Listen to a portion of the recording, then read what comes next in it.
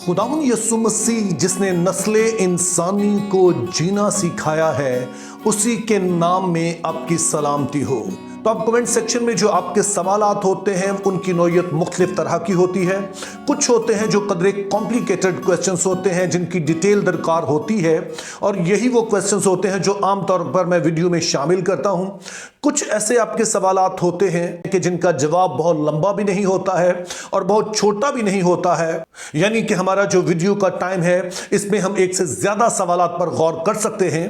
और ऐसे ही दो सवालात पर हम आज गौर करेंगे। उनमें से पहला सवाल जो है वो हमारे एक भाई हैं जिनका ताल्लुक लाहौर से है और इनका नाम साहिल गिल है, और इन्होंने ये सवाल पूछा है कि जब वाज की किताब उसका 7 बाब और 3री आयत में लिखा है कि चेहरे की उदासी से दिल सुधर जाता है, तो इससे क्या मुराद है।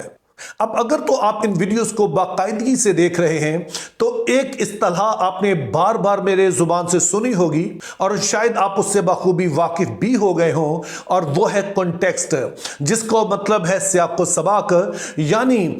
जो आयत हम पढ़ रहे हैं, जो हवाला हम पढ़ रहे हैं, वहां पर राइटर दरअसल किस मौजू पर बात कर रहा है, उसका ओवरऑल मौजू क्या है, और उस मौजू में इस वाली आयत का या इस वाले हिस्से का क्या मतलब बनता है।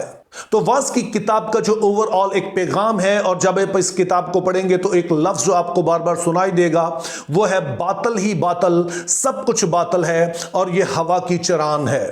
तो इस किताब के राइटर का दरअसल कहना यह है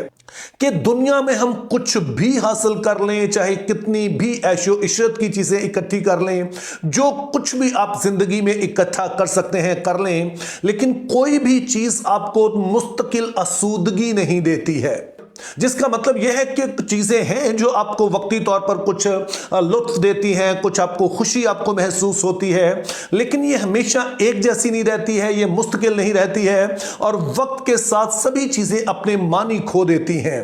यही सबब है कि किसी भी चीज को मुस्तकिल नहीं कहा जाता है। एक साइकिल है जो रिपीट होती रहती है, जैसे वो कहता है एक नस्ल जाती है दूसरी आती है, लेकिन वही सारा कुछ चलता रहता है, और इंसान को कोई ऐसा फॉर्मूला नहीं मिल सका है जिससे कि वो इन लम्हों को जो खुशी के हैं उसको वो कैद में रख सके, उसको अपना होल्ड कर सके। जैसे आप हवा को काबू में नहीं रख सकते हैं, उसको आप महसूस करते हैं, वो गर्म हो सकती है, ठंडी हो सकती है, आती है चली जाती है, फिर नया झोंका आ जाता है, तो इसी तरह जिंदगी चलती रहती है। अब वाज के मुसन्निफ की इसी बात की रोशनी में आप इस बात को बेहतर समझ सकते हैं जो भाई साहिल ने पूछी है, लेकिन ये आयत पूरी तरह से हमें समझ नहीं आएगी जब तक कि हम इससे पहले वाली आयत और बाद वाली आयत को ना पढ़ें। तो इसलिए हम इन तीनों आयत को पढ़ लेते हैं, यानी कि वाज 7 बाब और उसकी 2री से 4थी आयत तक, जिसमें कुछ यूं लिखा है। मातम के घर में जाना ज़ियाफत के घर में दाखिल होने से बेहतर है, क्योंकि सब लोगों का अंजाम यही है, और जो जिंदा है अपने दिल में इस पर सोचेगा। गमगीनी हंसी से बेहतर है, क्योंकि चेहरे की उदासी से दिल सुधर जाता है। दनाक का दिल मातम के घर में है, लेकिन अहमक का जी इशरत खाने से लगा है। शायद आपने इस बात को नोटिस किया हो कि 2री और 4थी दोनों ही आयत में मातम वाले घर का जिक्र है, और 3री आयत को समझने के लिए दरअसल यही क्लू है। और राइटर का कहना यह है कि हम जिंदगी में जो कुछ मर्जी कर लें, कितना भी हमारे पास ऐशो इशरत हो, कितनी भी लंबी जिंदगी हो, कैसे भी हमारे पास अच्छे हालात हो, कुछ भी हो, लेकिन अल्टीमेटली हमारा अंजाम यही है कि हम सभी ने इस दुनिया से रुखसत होना है। तो अब जब हम खुशी की हालत में होते हैं, अच्छे हालात में जी रहे होते हैं, कुछ अच्छा चल रहा होता है, तो हम कभी गौर भी नहीं करते हैं कि आखिरकार हमारा अंजाम भी यही होना है, हमने दुनिया से रुखसत होना है, और हम ऐशो इशरत में जिंदगी में इतने उलझ जाते हैं, ये भूल ही जाते हैं कि ये सब कुछ वक्ती है। तो इसीलिए जब हम किसी मातम वाले घर में जाते हैं, वहां उदास चेहरों को देखते हैं और हम खुद भी उदास होते हैं, तो ये वाली सूरत हाल हमें सच्चाई से आगाह करती है, हमें रियलिटी के ज्यादा करीब ले जाती है, हमारी आंखें इस दुनिया की हकीकत पर लगाती है कि कुछ भी हमेशा रहने वाला नहीं है, ये सब वक्ती है और सब कुछ को गुजर जाना है। जिसके सबब से हम अपने दिल में सोचते हैं कि फिर जब हम दुनिया से रुखसत होंगे तो उसके बाद क्या होगा। यानी कि हम ये बात सोचने पर मजबूर हो जाते हैं कि जो कुछ हम दुनिया में कर रहे हैं, जाहिर है कि आगे आगे हमने इसका हिसाब भी देना है। जैसा कि वाज का मुसन्निफ इस किताब के आखिर में इस बात का इजहार भी करता है कि आप जिंदगी में खुश रहिए, लेकिन इस बात को भी याद रखिए कि हमें इन बातों का हिसाब देना है। तो इन बातों को सामने रखकर वो कहता है कि चेहरे की गमगीनी, यानी कि जब हम किसी ऐसी सूरत हाल का शिकार होते हैं, जब हम मातम वाले घर में जाते हैं और हम जिंदगी की हकीकत से वाकिफ होते हैं, तो फिर ही हमारा दिल इस तरफ माइल होता है कि हम खुदा की राहों को पहचाने, तौबा करें, जिंदगी की इन रंगीनियों से अपने आप को अलग करके आइंदा के लिए अपने आप को तैयार करें। तो इन मानों में कहा गया कि चेहरे की उदासी दिल को सुधार देती है। दूसरा सवाल हमारी एक बहन या बेटी है जिनका नाम मारिया दाऊद है, उन्होंने भेजा है और उनका सवाल मत्ती 5 बाब और उसकी 25 आयत से है, जिसमें लिखा है, जब तक तू अपने मुद्दई के साथ राह में है उससे जल्द सुलह कर ले, कहीं ऐसा ना हो कि मुद्दई तुझे मुंसिफ के हवाले करे और मुंसिफ तुझे सिपाही के हवाले कर दे और तू कैद खाना में डाला जाए। अब इस वाली आयत का सियाको सबाक यह है कि यह पहाड़ी वाज का हिस्सा है।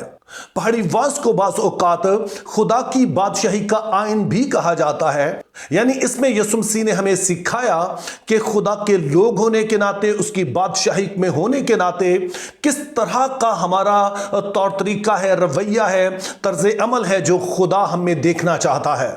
तो इन बातों की अहमियत को उजागर करने के लिए यीशु मसीह यहां पर एक तरकीब इस्तेमाल करते हैं जिसको हम हाइपरबोले कहते हैं। इससे मुराद ये होती है कि अगर हमने किसी चीज की अहमियत का किसी को बताना है तो हम उस बात को जरा बढ़ा चढ़ाकर पेश करते हैं। उससे मुराद नहीं होता कि हम लफ्जी तौर पर वैसा ही करें, बल्कि इस बात को समझें कि किसी की नजर में यह बात कितनी अहमियत रखती है। तो यीशु मसीह भी जब पहाड़ी वाज में कई तरह की मिसालें देते हैं तो वो भी इसी बात पर जोर दे रहे हैं कि जो कुछ तौर तरीका वो यहां पर बता रहे हैं वो खुदा की नजर में कितनी अहमियत रखता है। और ये वाली आयत जो हमने पढ़ी है ये एक खास पैसेज का हिस्सा है जो कि मत्ती 5 बाब और उसकी 21वीं आयत से लेकर 26वीं आयत तक मुश्तमिल है। तो इस हवाले में यीशु मसीह इस बात पर जोर देते हैं कि अगरचे यह हुक्म मौजूद है कि तू खून ना करना, लेकिन खून सिर्फ ये नहीं है कि अगर हम सच में किसी की जान ले लें, बल्कि अगर हमारे दिल में किसी के लिए किसी तरह का गुस्सा है, बदला लेने की ख्वाहिश मौजूद है, तो यह भी उसी के बराबर है, क्योंकि इसी ख्वाहिश से बात आगे बढ़ेगी और कल कला अगर हमें कहीं मौका मिले तो फिर शायद हम ये कदम उठा भी गुजरें। तो दूसरे लफ्जों में यीशु मसीह कह रहे हैं nip the evil in the bud, यानी कि बुराई को उसके शुरू में ही खत्म कर दिया जाए तो वो अच्छा है। तो पहली बात को आगे बढ़ाते हुए यीशु मसीह ये कहते हैं कि अगर कोई शख्स खुदा की बादशाही में है तो ना सिर्फ उसकी ये ख्वाहिश नहीं होनी चाहिए कि वो किसी से बदला ले, बल्कि अगर खुद उससे किसी के खिलाफ कुछ गलत हो जाता है तो उसे दयानतदारी से चाहिए कि वो जाके अपने मामला दूसरे के साथ सेटल करे। और इस बात की अहमियत को उजागर करने के लिए वो कहते हैं कि अगर कोई शख्स कुर्बान गाह पर आ जाए और वहां पर वो खुदा के लिए कुर्बानी गुजारने लगा हो तो खुदा के नजदीक ये ज्यादा पसंदीदा बात है कि वो खुदा के साथ अपना रिश्ता ठीक करने से पहले वो अपने जो साथी ईमानदार हैं, जिसको यहां भाई कहा गया है, उसके साथ जाके अपने मामलात को ठीक करे। और इस बात पर मजीद जोर देने के लिए यीशु मसीह एक अदालत का मंजर पेश करते हैं कि फर्ज करें कि कोई शख्स है और उससे किसी दूसरे के खिलाफ कोई जुर्म हो जाता है, तो अगर ये पहला शख्स जिसने जुर्म किया है वो उससे जाकर माफी नहीं मांगता या अपना मामला सेटल नहीं करता है, तो जिसके खिलाफ कोई जुर्म हुआ है जाहिर है कि वो फिर मुंसिफ के पास जाएगा और मुंसिफ फिर इस शख्स को जिससे जुर्म हुआ है उसको वो कटहरे में लाएगा और फिर उसको आगे जो भी उसकी सजा बनेगी वो उसको देगा। तो यही कुछ जो ईमानदारों के आपस में ताल्लुक है इसके साथ होता है कि अगर किसी ईमानदार ने किसी दूसरे ईमानदार के खिलाफ कुछ गलत किया है तो अच्छा है कि जिसने गलत किया है वो पहले ही आपस में मामला सेटल कर लें, उस बंदे से जाकर वो माफी मांगे, ताकि ऐसा ना हो कि जिसके खिलाफ वो जुर्म हुआ है वो अपना मुकदमा खुदा को दे दे और फिर खुदा इस शख्स से जिसने कुछ गलत किया है हिसाब मांगे और फिर उसे किसी तरह की सजा का सामना करना पड़े। तो इस तरह से हम देखते हैं कि खुदा यीशु मसीह इस हवाले में दो बातों पर जोर देते हैं। पहले नंबर पर तो वो कह रहे हैं कि अगर कोई साथी ईमानदार हमारे खिलाफ कुछ करता भी है तो हमें दिल में उसके लिए कुछ ऐसा जज्बा नहीं रखना चाहिए, बदले की ख्वाहिश नहीं रखनी चाहिए। खुदा से फजल मांगना चाहिए कि हम उसे माफ कर सकें। और जब हमसे कुछ गलत हो जाए तो हमें भी चाहिए कि हम जाकर खुद ही इस मामले को दुरुस्त करें, ताकि कहीं ये मामला खुदा के सामने पेश ना हो और फिर इस शख्स को खुदा की तंबीह का सामना करना ना पड़े। खुदा हमें फजल अता करे कि हम ऐसा कर सकें। Think biblically, live purposefully, have a very good day.